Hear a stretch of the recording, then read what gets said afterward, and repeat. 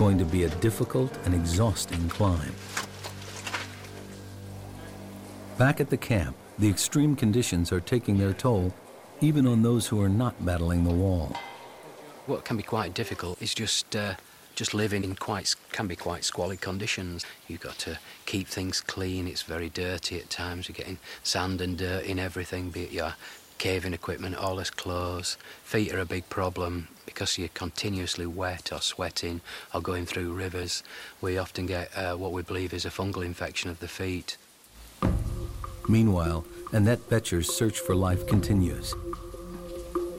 She came to Mountain River Cave to find new species, but with only a mile or so to go before the wall, she has yet to discover anything out of the ordinary. She has one more chance for a promising new sample area, a dry passageway.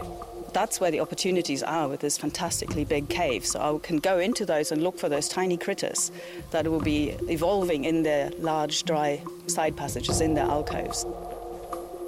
Regular flooding in large parts of the cave means that it's difficult for new life to gain a foothold.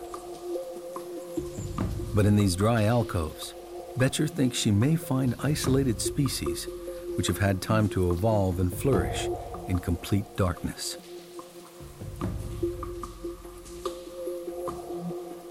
The smaller and more primitive the species, the better equipped it is to evolve quickly. Evolution takes a long time. If you have something like 2 or 3 generations a year, you can evolve at much greater speed. And mammals don't tend to have those generation times, so a white blind bat in the cave is unlikely. Because of the cave's sheer size, species can easily get cut off from each other. In isolation, Boettcher believes it's possible for weird and wonderful offshoots to evolve. Oh my word, look at these. Zoologist Annette Boettcher finally strikes gold in Mountain River Cave. This is the first white woodlouse that I've seen ever in the cave. On the surface, they would be dark colored, probably dark gray, slate gray or black. This is not something I expected to find here, so I'm very pleased. Come on. I'm almost 100% certain that this is a new species. And the reason being is that to have a new species, you need isolation, geographical isolation, but this is a pretty isolated place. They look different. There's nothing nearby that I've seen that's got no pigmentation. It's a woodlouse, all right, but it'll be a new species of woodlouse, and it'll be specific to Hang Song Dong. It's about as good as it gets. It's a fantastic discovery for Boettcher, a species that has adapted to its environment and survived the great floods of water that helped create this cave.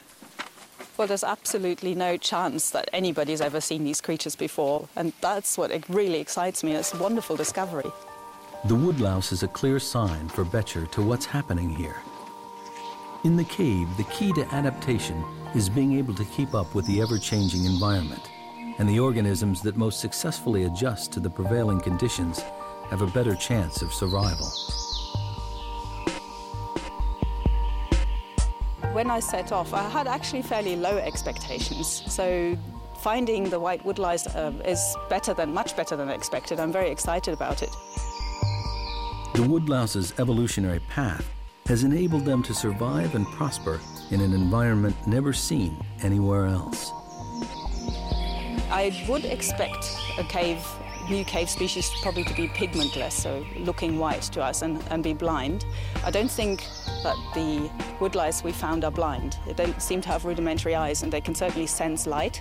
So they are adapted to the cave environment. They just haven't gone the full way yet, so there's room for them to evolve more. And the next step would probably be for them to lose their eyesight. A once-in-a-lifetime breakthrough, Boettcher discovers new life within the Doling. A breakthrough in evolution attributed to the awesome scale of this lost world. Back at the camp, time is running out.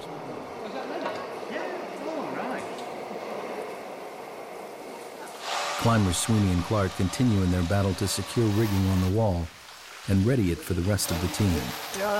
If they don't succeed, the team can't complete a definitive survey. Limbert and the rest of the party wait nervously for news.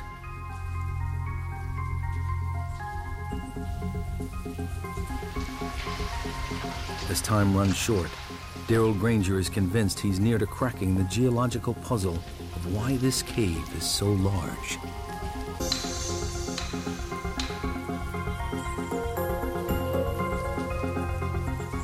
Huge volumes of water, pure limestone, and a tropical climate are important factors. But it's not enough to explain why this cave is so big.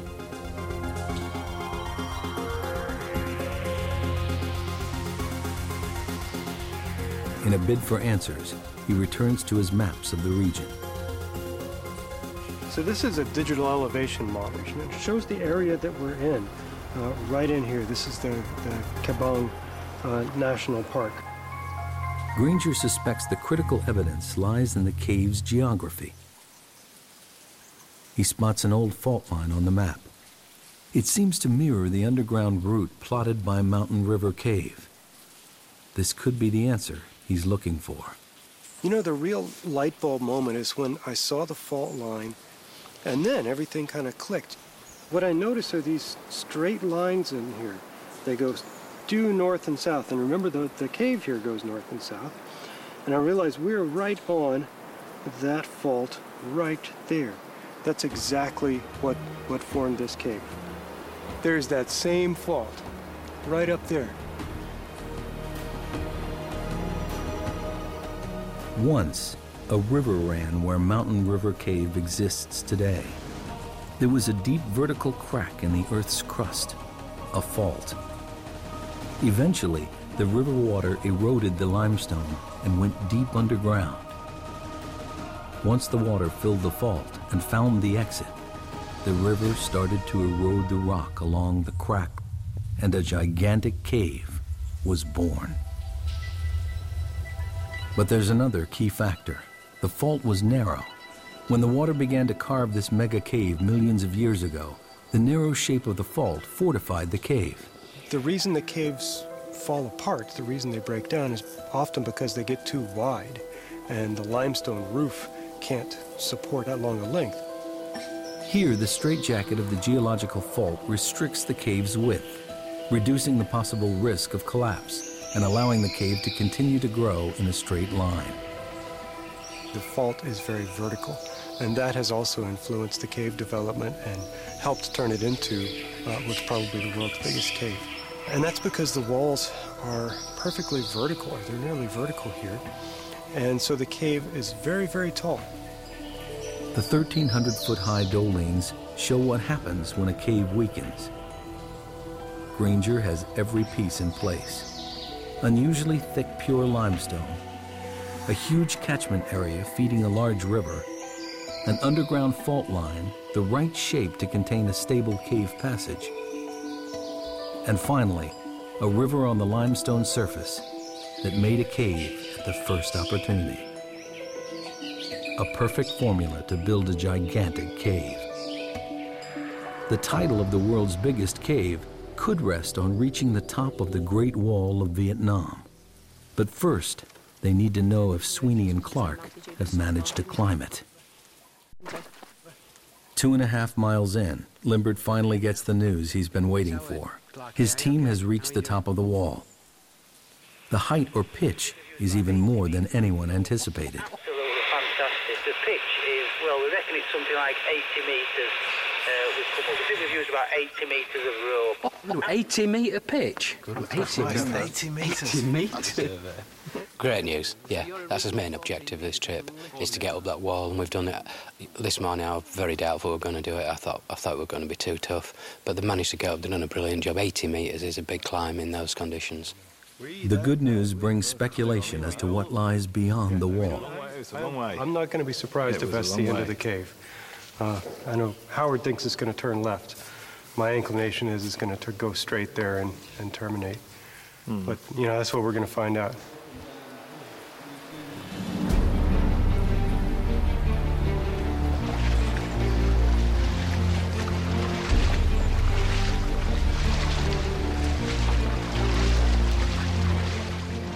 The final hurdle now awaits Limbert and his team as they push on to join Sweeney and Clark at the Great Wall of Vietnam.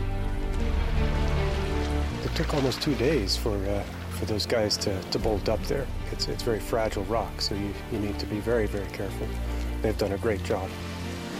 My greatest feeling was one of relief, which perhaps indicates how serious the climate has been. You're standing up there and you're looking down and all this, and it's absolutely tremendous. The team finally arrives at the wall. It towers above them. This is what they've been working for, their ultimate destination.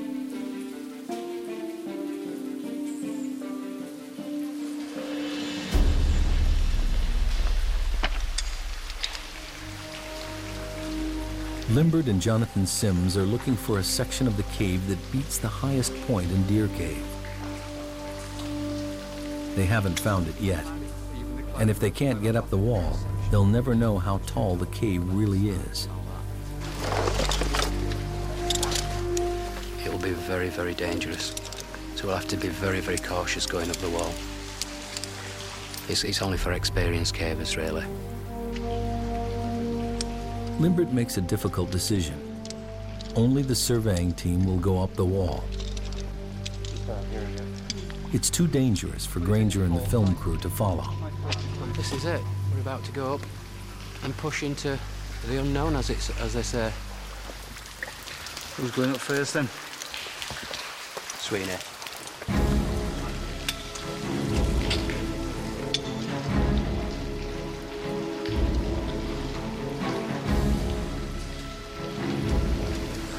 Ready to rock.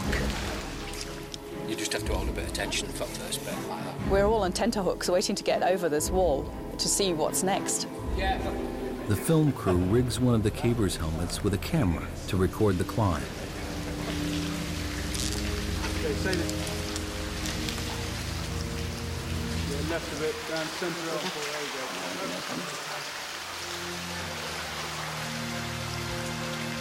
They can only watch as Limbert leads the team up on the final stage of the journey. It's a whole team effort. I mean, it isn't just a few people going up a wall. It's the whole build-up. It's the sort of year of planning.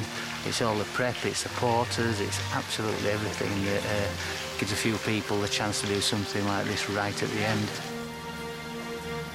The cavers attack the Great Wall.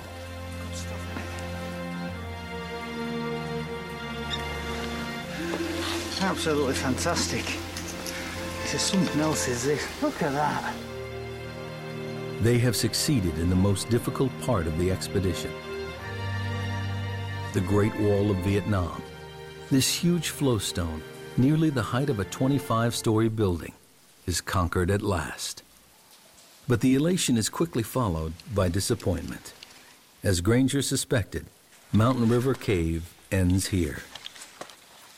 An exit to the outside jungle lies just 984 feet beyond the wall. With no more cave to survey, the team gathers the final measurements from the top of the wall to the ceiling. The highest point in Deer Cave is 574 feet. They've just climbed 236 feet up the wall and can now calculate the height of the whole passage.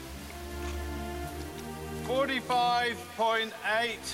Sims reads the final crucial measurements. 188. Can you just do the height of the passage there, Jonathan? Yep, so Massive. Absolutely huge. Absolutely huge. Finally, they get the readings they've been waiting for. it's 96.4. 96.4. That's incredible. Jesus. Altogether, the measurements show Mountain River Cave is the world's biggest, with the passage continuously higher, wider, and substantially longer than any other cave in the world. It's a fabulous cave, a really, really fabulous cave. Really enjoyed ourselves. We had a great time. We're having a really, really good time. It's just mind-blowing stuff, is this? It really is, and it just doesn't get much better.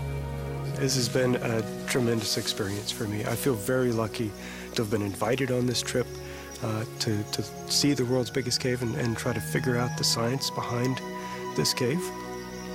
Just very privileged and lucky to be along on this trip with Howard and his team.